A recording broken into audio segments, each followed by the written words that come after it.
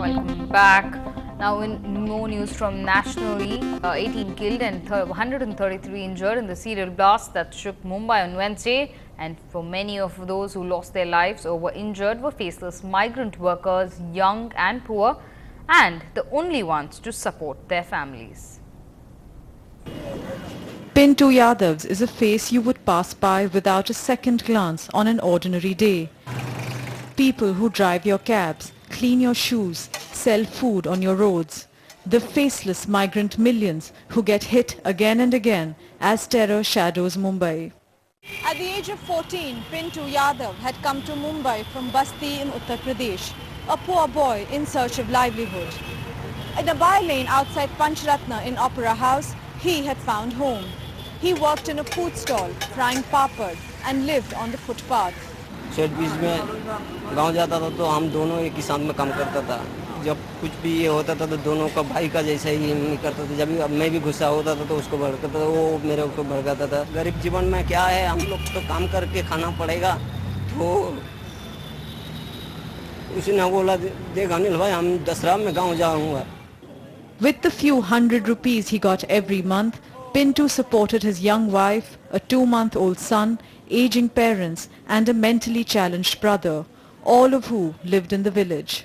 एक लड़का था, उसका अभी ये हाल हो गया. उसका घर में अभी क्या होना चाहिए वो आप लोग के ऊपर है. मजबूरी ये था, घर में थोड़ा भी खेती नहीं है, ना चावल है ना कुछ नहीं है. आज उसका सेट एक्सपोर्ट होके वो तो मर गया. अभी ये ऐसा इसका टांग चला गया है. डॉक्टर बोलते हैं वापस फिर ऑपरेशन कराना पड़ेगा उसको. तो हो सकता है तो पैर और ये भी काटना पड़ेगा. He remains very critical, having lost a lot of blood, and is still on ventilatory support and medical support to keep him in a life state. Most victims like Pintu are poor, young, migrant workers, the only support for their large families.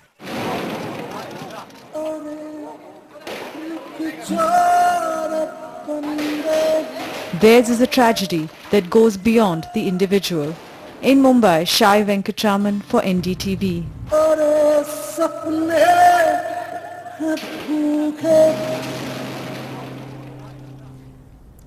Lessons may have been learnt after 26/11, but not too many it seems, as every terror strike seems to expose India's lack of preparedness. As details continue to emerge in the aftermath of the blasts, it becomes more and more evident that India's financial capital still isn't prepared to handle large-scale terror attacks almost 3 years after 26/11. For the first 15 minutes after the triple bomb blasts on Wednesday, Maharashtra's Chief Minister Prithviraj Chavan could not reach any of his top police officials by phone. The question that the city of Mumbai and indeed the rest of us are asking, what have we learnt? There is a problem where we've not been able to procure CCTV cameras. Although there was a proposal, if I'm not wrong, recommending that 5,000 of them should be procured. The procurement has been a weakness, right from defense procurement to central police service procurement to state police service procurement. People are just afraid to take decisions about tenders, about the lowest tenders, about the specifications. Bureaucracy traps the proposal. It is a fact. A candid, though disheartening answer from the Chief Minister to the question Mumbai is asking, is the city any safer after 26/11? Hospital में जो injured हो लोगों को दवा या मदद नहीं मिलती, लेकिन कसाब जैसा आदमी को पूरा फैसिलिटी है. Outside the blast site at Dadar, another familiar complaint. कम से कम आधा घंटा तक तो कोई कुछ नहीं आया.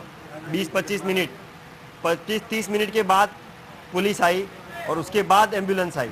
A quicker response should have come, given the state had allotted 127 crore after 26/11 to modernize the force and upgrade equipment.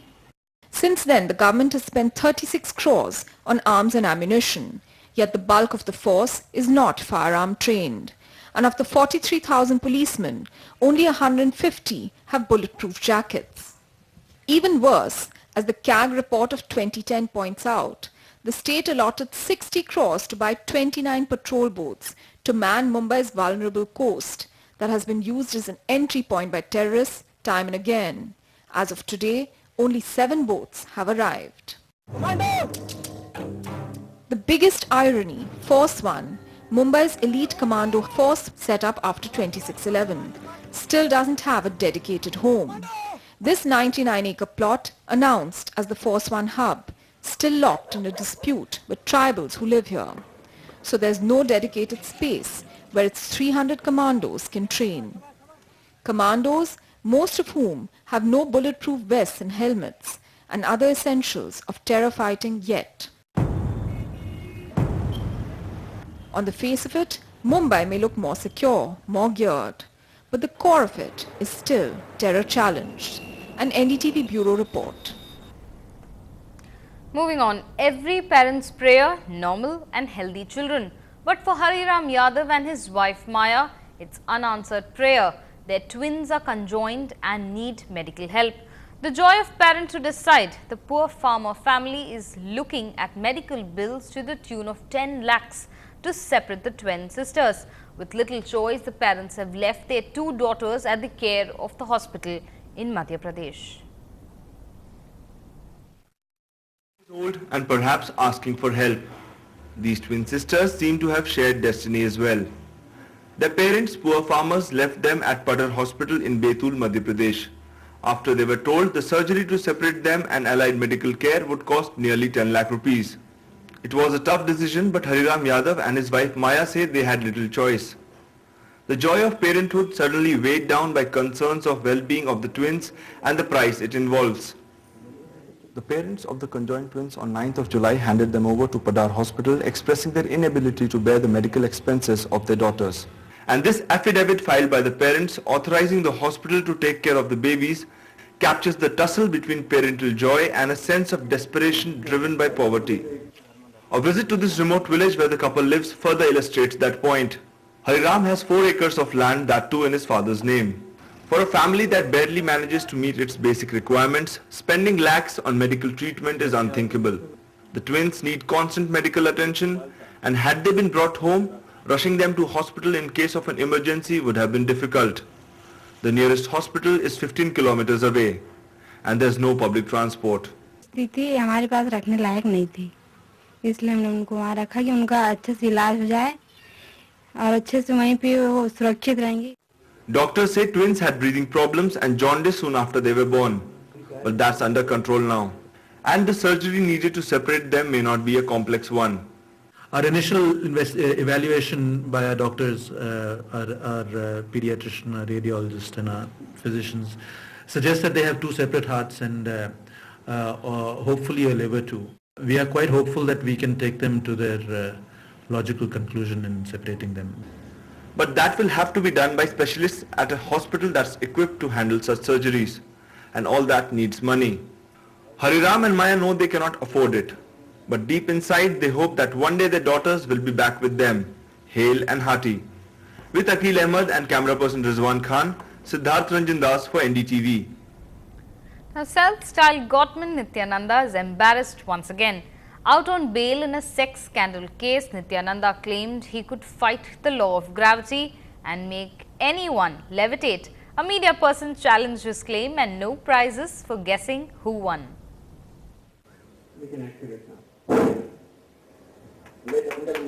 He usually gets his followers into a dancing frenzy, but this time Swami Nityananda did something different. He got them to jump and jump repeatedly while sitting.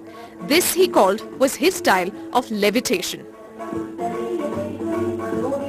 The Godman, caught in a sex scandal in March last year, had a special message for the Karnataka police too. CID, in their charge sheet which they filed on me, they said this is hypnotism and mesmerism. And I am very clearly telling, it is not hypnotism, it is not mesmerism.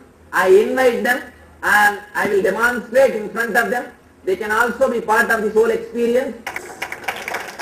With roaring applause grew Nityananda's smile, who thought he won his popularity back. That's when the foot and mouth happened. He claimed he could levitate anyone and invited a man from the media. The still photographer of a Kannada daily wore a headgear and waited for that jump.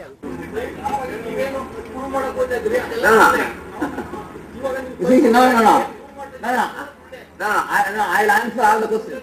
And when he doesn't want to cooperate, I have no problem.